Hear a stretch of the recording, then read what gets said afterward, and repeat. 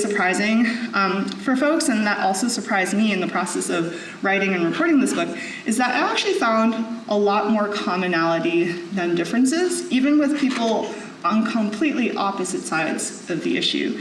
Once you get past the first few layers of anger or denial or frustration, there was a deep love there for the ocean. There was a deep love for the community that they chose to call home and to raise their family. And there was a deep care for the future that they still hope will exist for future generations. And this goes back to my previous point on empathy. Even the crankiest person at all your public meetings probably has a backstory and a reason for being there. And it took a lot of deep listening to truly start to see these common threads.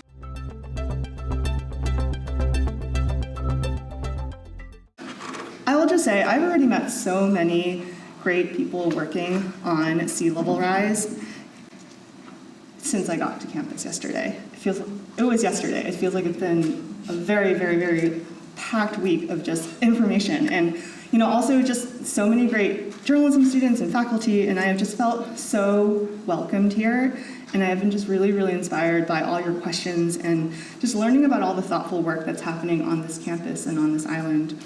And it's an honor now to share some of my thoughts with you. And I'm excited to talk a little bit about my book and what I've learned on this journey of trying to communicate something as complex and overwhelming as sea level rise.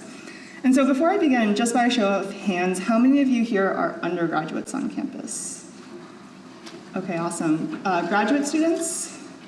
Okay, cool. And how many of you are journalists or are possibly interested in journalism and or work in communications? Okay, great. And how many of you are already working on climate change, sea level rise, anything kind of within the climate change space? Okay, cool. We have a really good crowd tonight. That's a really good mix too. So there's no shortage of things to talk about, and we will make sure we have some time for questions at the end. And yes, Elmo on Fire felt like the vibe for tonight. So before diving into the book, I thought it'd be helpful to start with a quick crash course on how my day job at the LA Times fits into kind of like my realm of work. So if you look at different newsrooms across the country, you will notice that there are different approaches to covering climate change. And there is no one right way to do it. So the New York Times calls their environment team the climate desk. At the LA Times, we don't have a catch-all climate change reporter. There are other reporters there are other newsrooms that will call their climate reporters environmental reporters. And at the LA Times, we have chosen to assign each reporter on the environmental team with a subspecialty. We call them beats in journalism. So I cover the coast and ocean beat. We also have a reporter who specializes in water. We have a reporter who specializes in air pollution, a wildfire reporter, a public lands high desert reporter, a reporter focused just on wildlife, and we also have a reporter focused on climate policy coming out of Sacramento and one based in DC.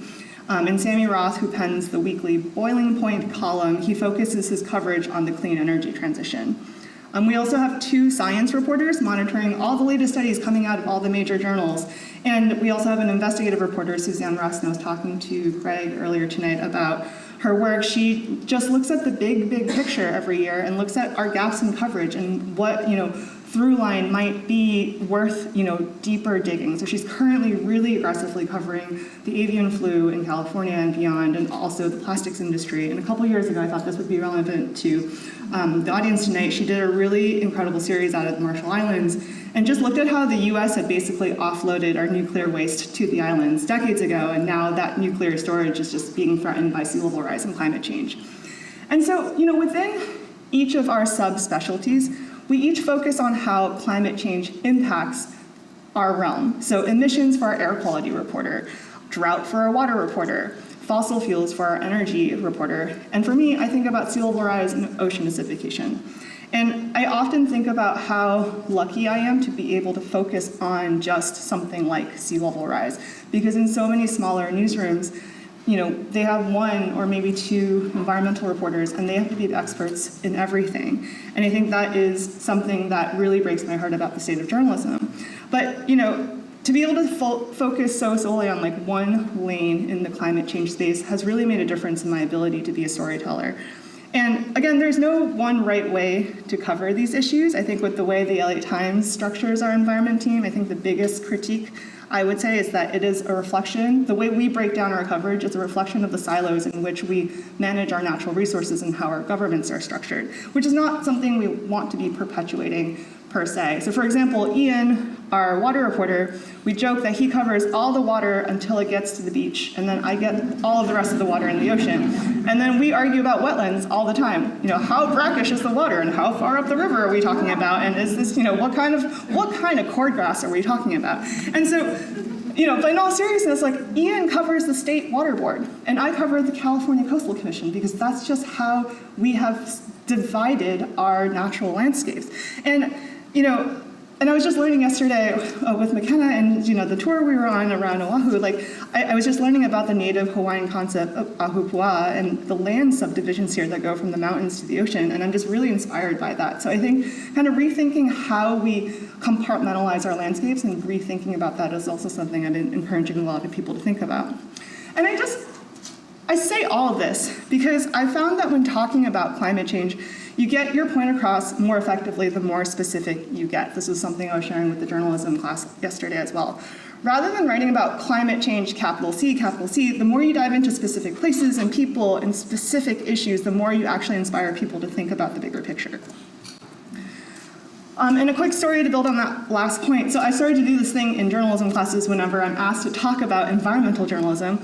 And I'll start the class by saying, posing this question to students, define climate change. How would you actually describe climate change to someone who doesn't quite know what it is? And I encourage all of you to think through that question yourself right now.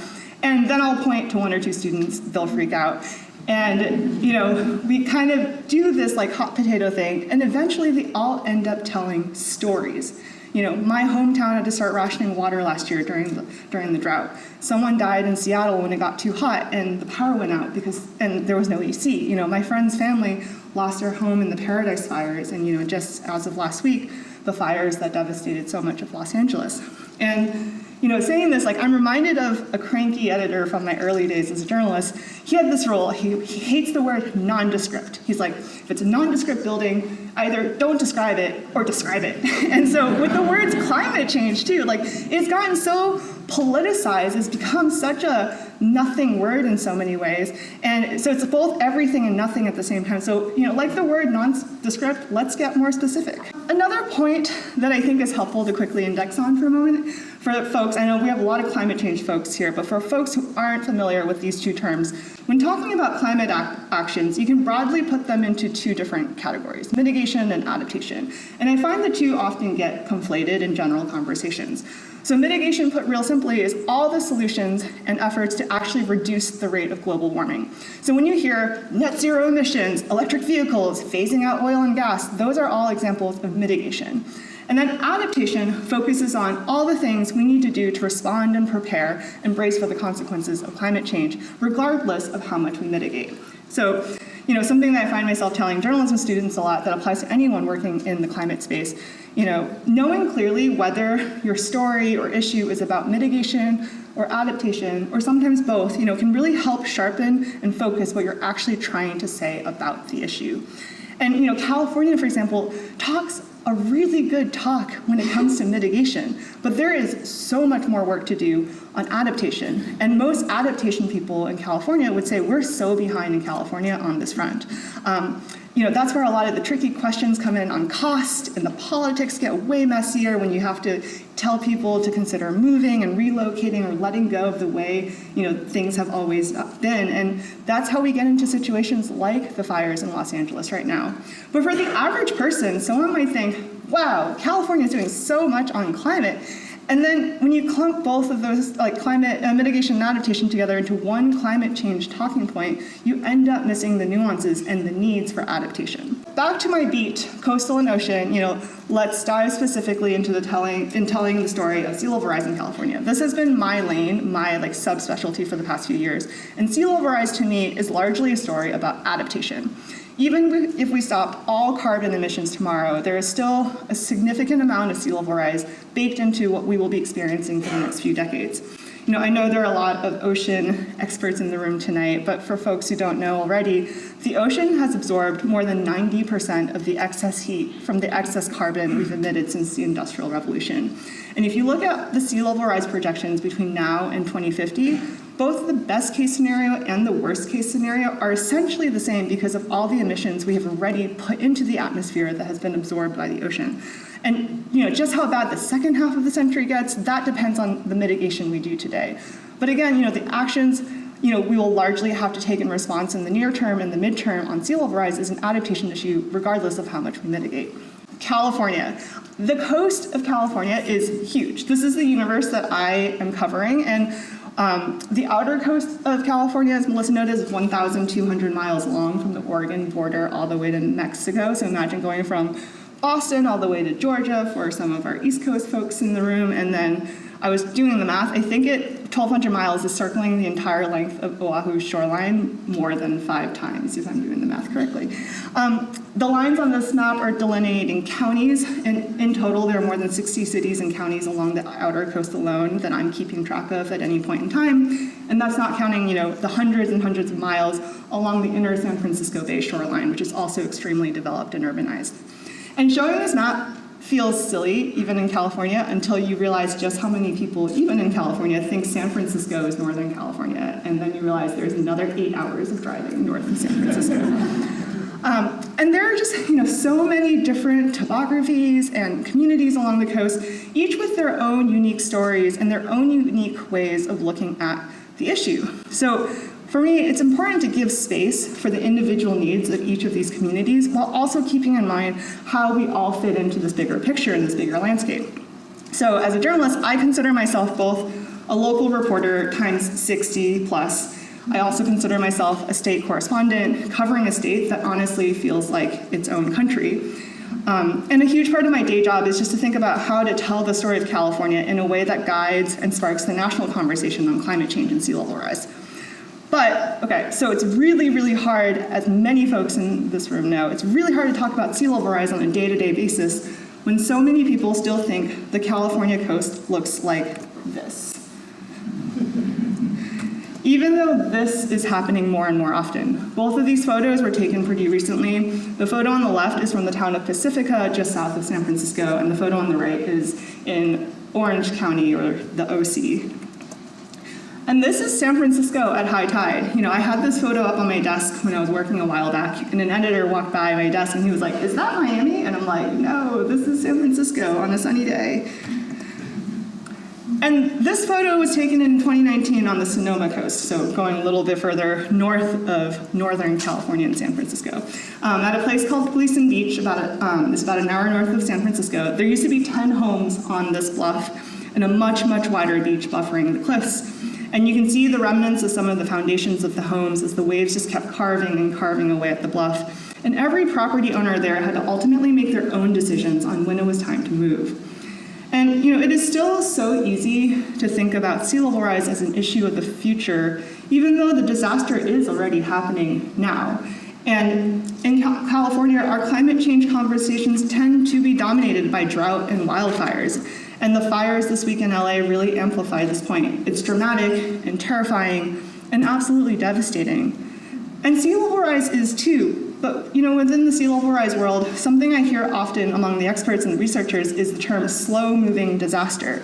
You can't stand on the beach for an afternoon and really see or feel the urgency of the rising water, but the urgency and the disaster is there. Here are a bunch of numbers. I promise this is the only slide with a ton of numbers. We are looking at as much as 6 or 7 feet of sea level rise by the end of the century, depending on how much we mitigate or slow down carbon emissions today. $370 billion in property damage is projected to be a risk of flooding along the California coast, the outer coast. This is not including San Francisco Bay shoreline. More than 2/3 of our beaches in California could disappear entirely in Southern California. West Coast salt marshes as a ecosystem could go completely extinct by the end of the century if we continue business as usual and allow coastal squeeze to continue happening. And I know you've probably seen similar scary numbers for what's at stake with the beaches on Oahu, Maui, and the other major islands at Hawaii. And so all of these numbers for years, every time a study came out, every time a new projection came out, I did the old school newspaper approach and wrote a news article every time. A new study found that, we're expected to have 7 feet of sea level rise by end of century. A new study found that more than 2/3 of our beaches could drown by end of century, blah, blah, blah, blah, blah. I'd break the news, it would make a huge splash. All of these stories, I think, went on the front page of the LA Times. People say, oh my God, we have to do something. But then by the next day, by the next week, people move on. These numbers and studies weren't sticking with people. And so I started to realize numbers alone don't tell the whole story. People tend to remember the stories you tell them, not the data. And people tend to remember how they feel rather than the facts that triggered those feelings. And so I realized that it's my job as a reporter and writer to help people make more meaning out of all of this data. And I'll never forget, talking to this highly respected coastal engineer a few years ago.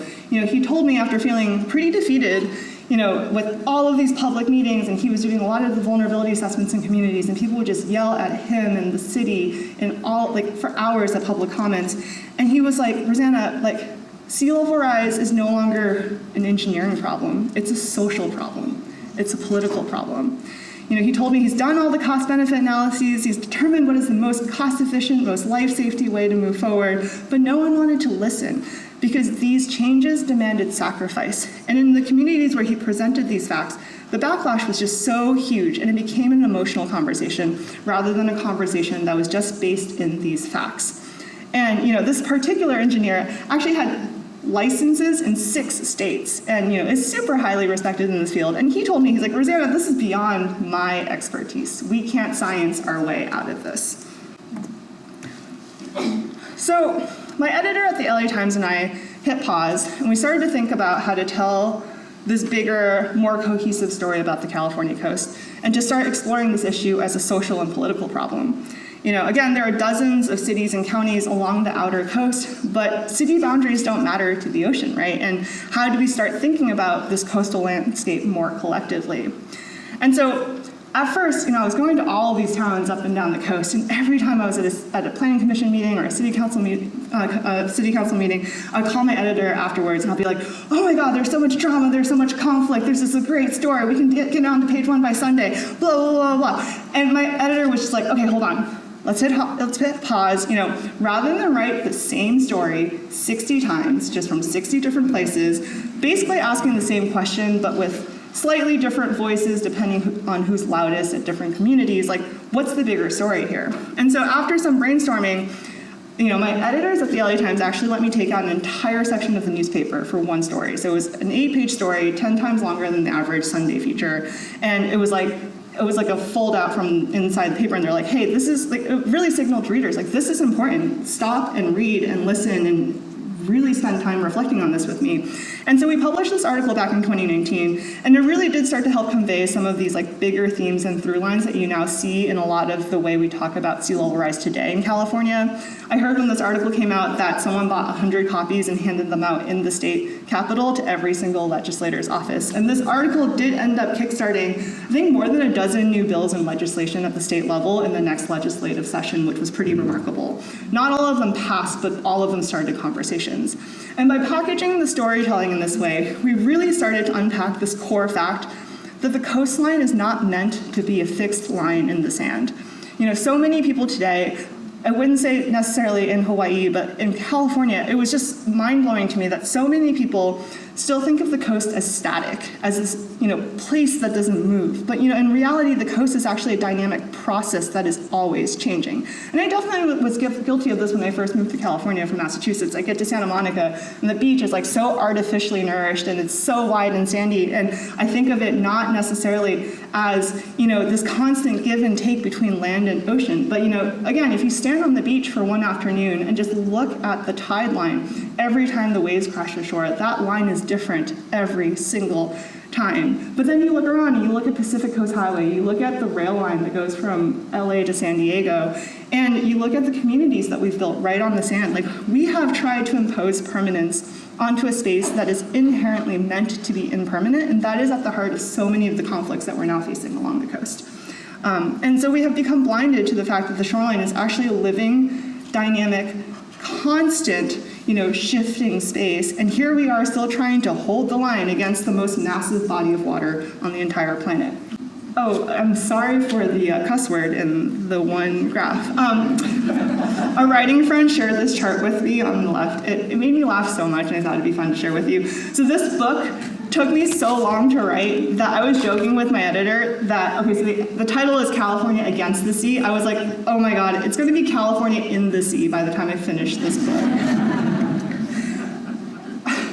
So the article helped establish the bigger picture, and it started to help give some meaning to the science.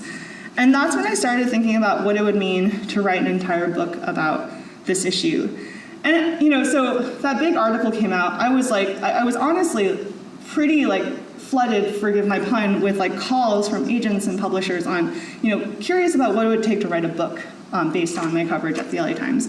And I felt like I ended up taking a bunch of meetings just to hear out what people had to say. I felt like I was going on a lot of first dates, and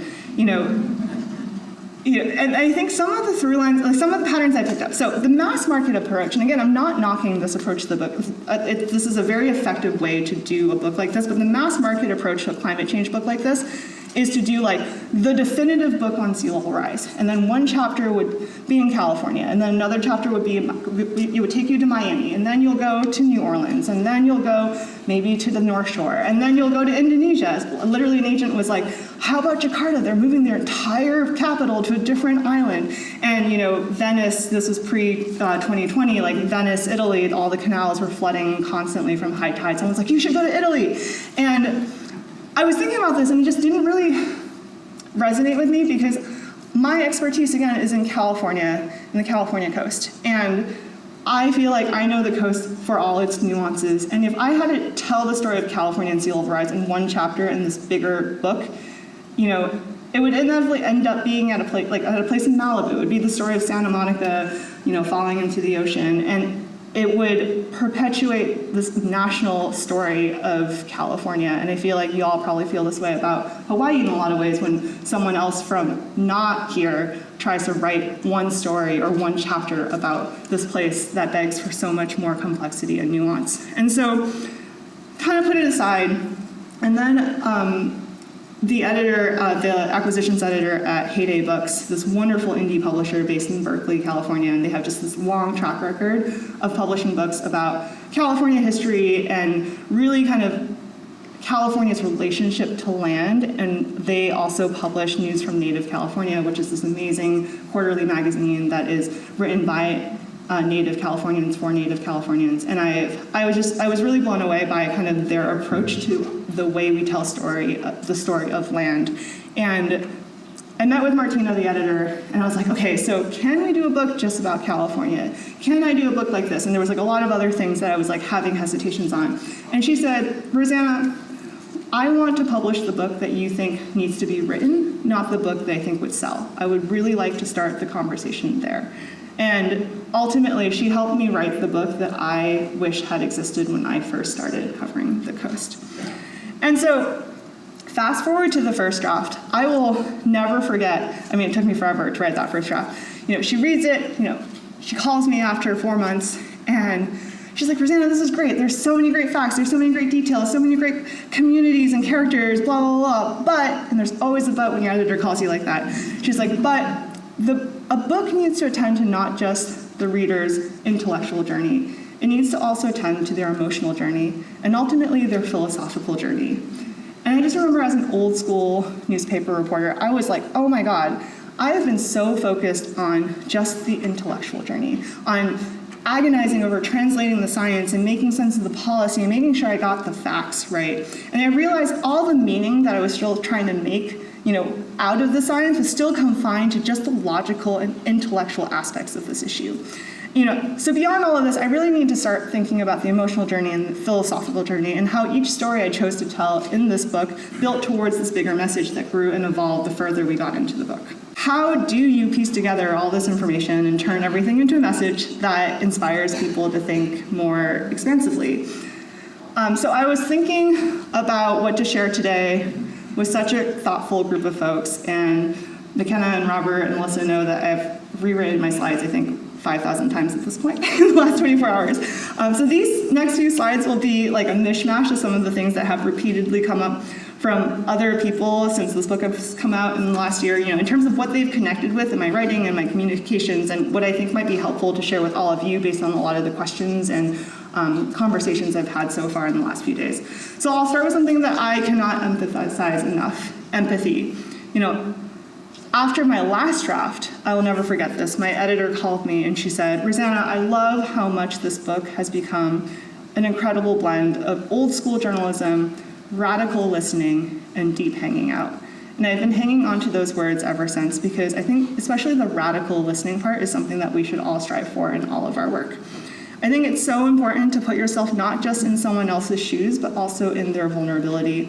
You can have such a different conversation with someone if you start with questions like, what do you care about? What are you worried about? What keeps you up at night versus, why are you against managed retreat? Why are you in denial that your home's not going to fall into the ocean tomorrow? And, I also, I found, as a journalist, I found myself so many times, someone's about to, close the door on me, and I'm like, wait, let's talk. I'm not scary, And also, hey, I'm about to go talk to the Coastal Commission. What questions do you have for the Coastal Commission? I can also serve as a bridge of information before I publish my article. Let's get this conversation, going. Let me listen to what you need to ask and talk about. And I think, really, it's so important to validate what someone is feeling, even if you don't agree with them, and even if what they're feeling is based on, non-facts. These emotions are real, and we have a duty to understand them and to honor them. I'm reminded, too, of a quote that I heard from Naomi Klein last year. She came out with the book Doppelganger on conspiracy theories right around the time my book came out, and I remember listening to her on a podcast, and she said that conspiracy theorists get the facts wrong, but the emotions right, and that's why so many conspiracy theories take off. And I've been thinking about that literally for a year now. And, so I think it's really important for all of us to think, to remember to ground ourselves in the emotions and to meet people, and that maybe that's where you start a conversation with someone. As a journalist, one of the cardinal rules of journalism is you have to talk to people from all sides of an issue, and check. Did I talk to this side? Did I talk to this person? Did I talk to this opposing view? But there are different ways to do this. So, I remember many years ago, the night before my first kind of big article for the LA Times, I couldn't sleep. I felt like everyone was going to chew me out. I felt like I was fact-checking neurotically. I was literally rechecking that Obama was spelled Obama, and then I called my editor at 11 p.m. and he picked up, and I'm freaking out, and he was just like, Rosanna, he's like, breathe. He's like, if tomorrow when your article comes out, if every single person quoted in that article nitpicks one thing or just chews you out just a little bit, great quote, but why did you have to talk to this person? Or great, you got this right, but you got this part totally wrong. If every single person says that to you, then that means you were fair. And so I was like, great, this is the job that I signed up for. Everyone's going to hate me for the rest of my life. And then I would say, the other extreme of that, though, is if the day your article comes out, every single person in the article who was quoted tells you that they felt heard. Thank you so much for taking the time to hear me and for getting my section right. Even if they don't agree with the other person, they felt heard. And I think, one thing that has also been really surprising for folks, and that also surprised me in the process of writing and reporting this book, is that I actually found a lot more commonality than differences, even with people on completely opposite sides of the issue. Once you get past the first few layers of anger or denial or frustration, there was a deep love there for the ocean. There was a deep love for the community that they chose to call home and to raise their family. And there was a deep care for the future that they still hope will exist for future generations.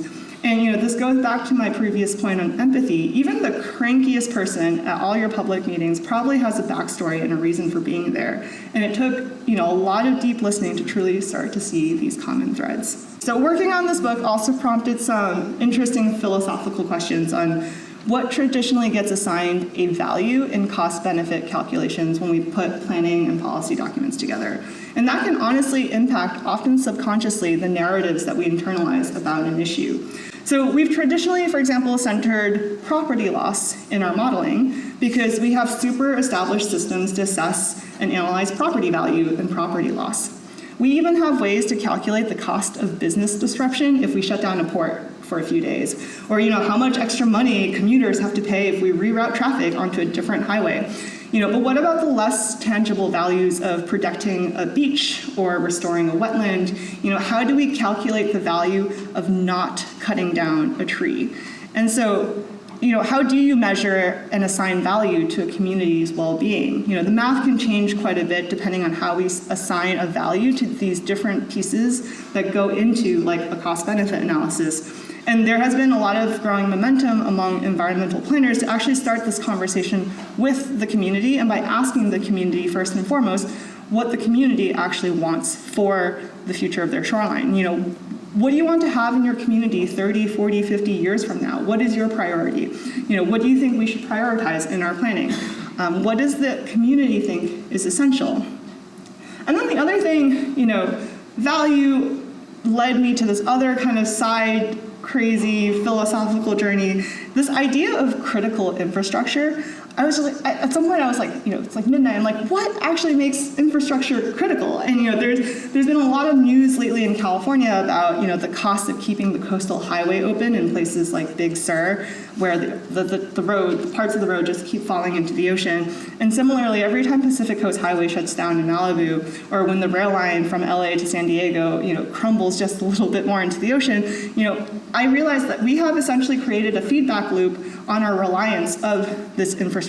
Building Pacific Coast Highway in Malibu was what made Malibu possible. More people were able to move to these, build these homes in Malibu because they now had this thoroughfare that allowed them to get in and out of the canyons and to the beach and back to work in Santa Monica. And because people built there, the road became more valuable. And now once the road collapses or there's a part, once the infrastructure shuts down, everyone needs it to reopen ASAP. And so,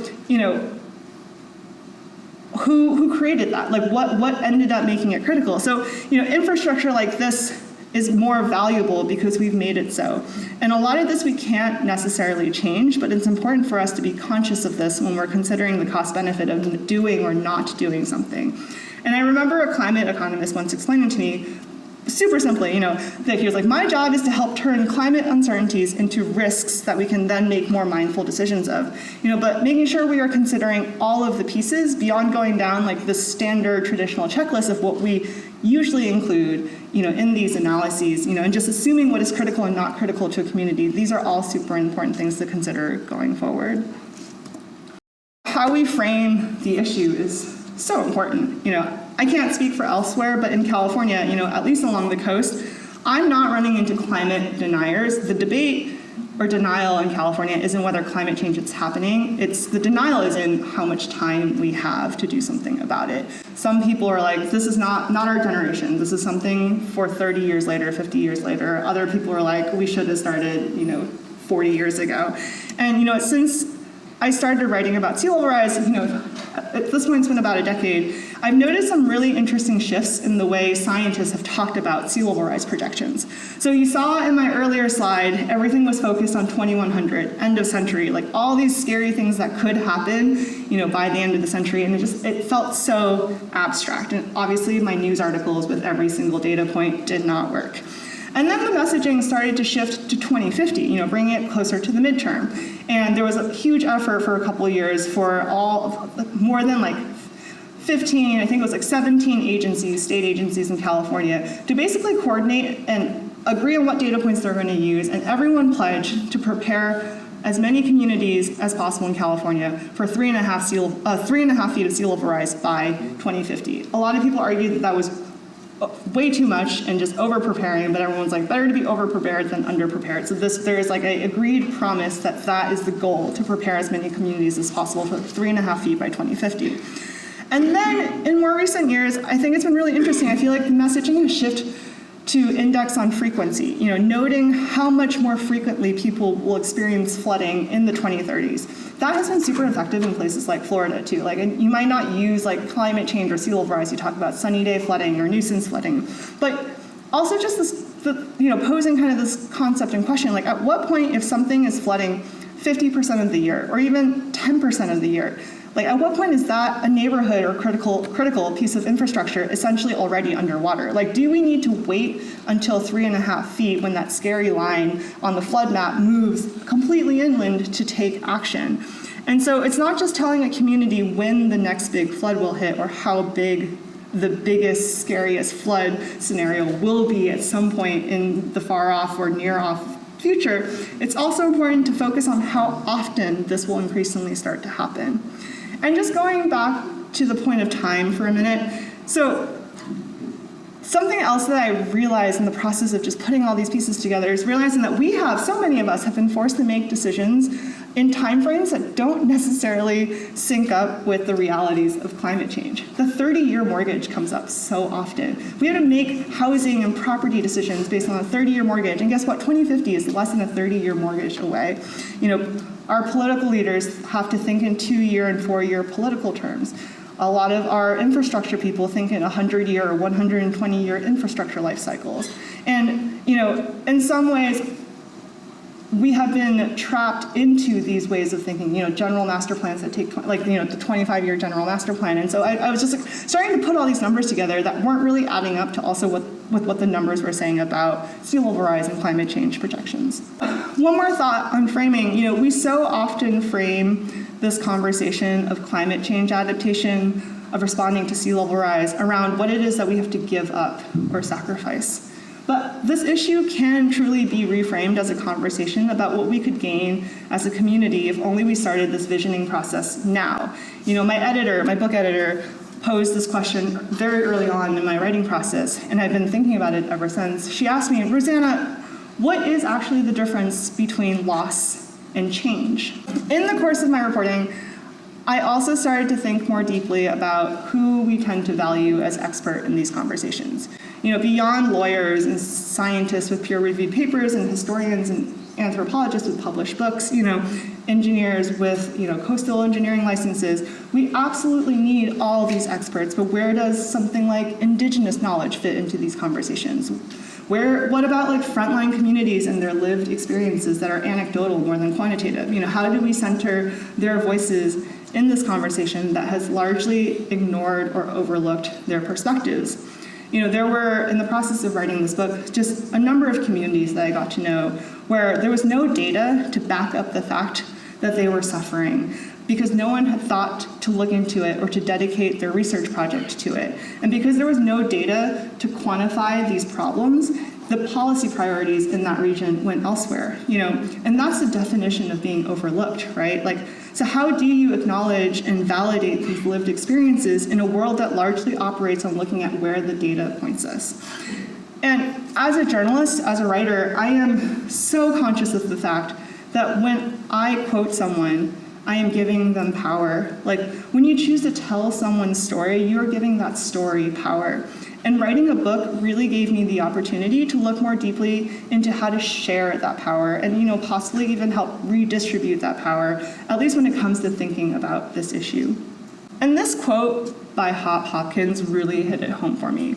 He wrote this pretty thought-provoking essay in Sierra Magazine a few years ago called "Racism is Killing the Planet."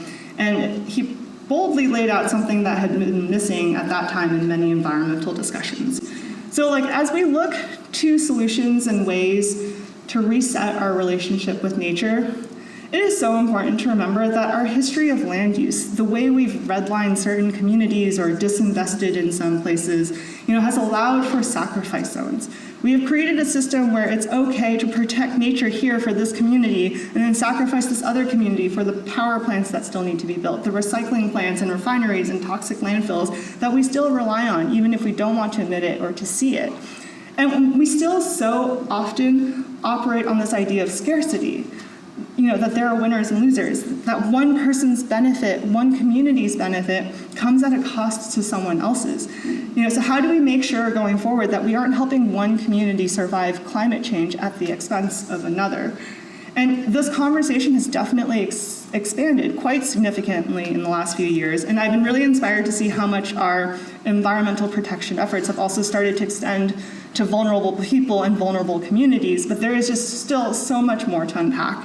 And I think one big lesson here for me in the process of writing this book is just realizing that environmental change and social change are truly inseparable.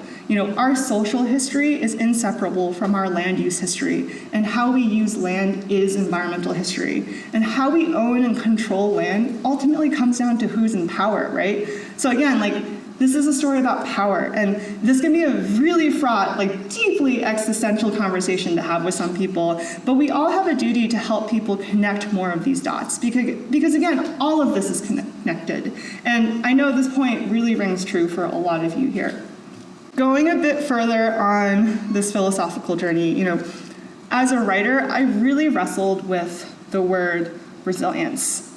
And this is another word that comes up a lot in environmental spaces. But what does it actually mean to be a resilient community or to have a resilient coastline? This is what happens when you have to write 90,000 words. You start questioning every single word.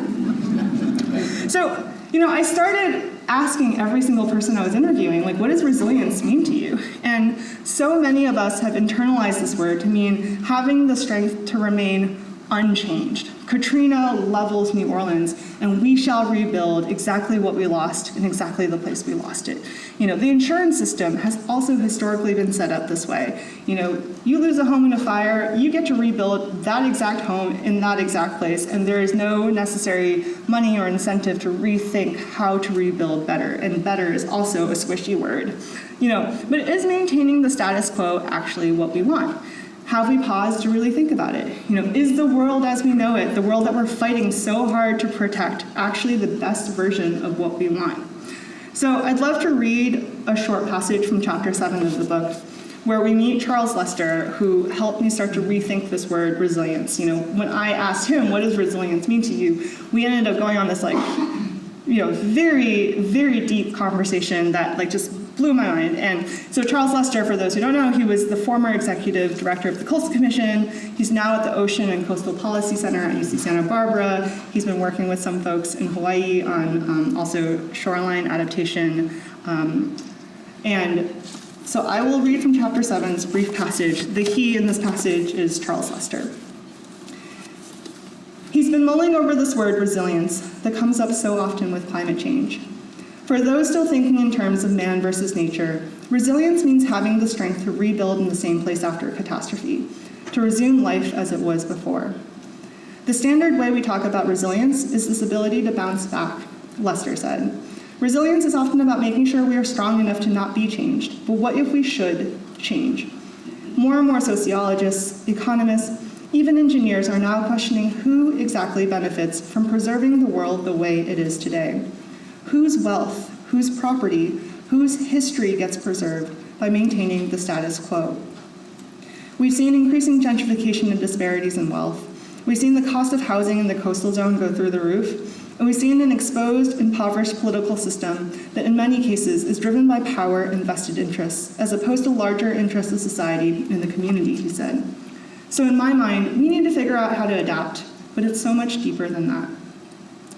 He pulled out a paper written in 2020 by Brian H. Walker, a renowned ecologist in Australia who poses a broader way of thinking about resilience. Resilience includes knowing when an unwanted transformation is inevitable, Walker wrote, and instead deliberately transforming all or parts of the system such that the new system delivers what is valued and wanted. I'm going to fast forward to the end of this chapter. Adaptation ultimately is about choice. It's about choosing what to preserve, choosing what to let change, and choosing what to intentionally change in a new and reimagined way. To resist change is to miss out on opportunities to create a better future. To remain unchanged is to buy into the long-held myth that the world today is as good as it gets. To ignore this choice to mend our relationship with the land and with each other is to believe that the systems we're still holding on to, systems built on social inequities, historical injustices, and the willful control of nature, are the way that things should always be. And so ultimately, the story of climate adaptation has become for me an examination of our capacity to change, to not be afraid of change, to re-examine, the systems that we have come to accept without thinking, the systems that got us into the situation in the first place, as Melissa said at the beginning, and to think about how we could possibly unwind some of those systems. Responding to sea level rise truly can be an opportunity to redesign the systems and infrastructure that are clearly broken already for so many communities. I want to leave you with, this question I get all the time. How much hope do I have for the future? And how much hope when we communicate this issue to the public, how much hope should we include in the way we tell stories about climate change? And for years I wrestled with this balance between hope and urgency, hope and despair. And if you put 10 climate journalists in a room, we will argue about this for hours, and there's no right way to do this. And so, for me, it's if you give someone too much hope, they're able to finish the article, finish the book, put it down, and move on to something else that feels more pressing. If you give them not enough hope, then they feel depressed, anxious, fatalistic, and then they end up being paralyzed, and they end up still doing nothing. And so, and there's been a lot of studies out there on the power of anger and outrage as an emotion that can actually lead to action. I think it could be activating, but I personally struggled with, whether action can be sustainable. And so in the process of writing this book and thinking about the emotional journey of the reader and my own emotional journey, I realized for me that the emotions I should be indexing on isn't hope, it's responsibility. Does someone, after reading my book or one of my articles, feel a sense of responsibility to do something? And this do something doesn't have to be fix climate change or stop the ocean.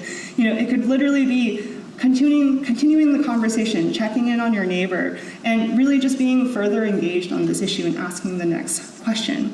It almost, doesn't matter how much hope you have if you feel this sense of duty, right? And I think acknowledging and acting on this sense of responsibility takes courage. So for me, courage and responsibility have become the two grounding emotions for me as I think about how to communicate this issue to more people.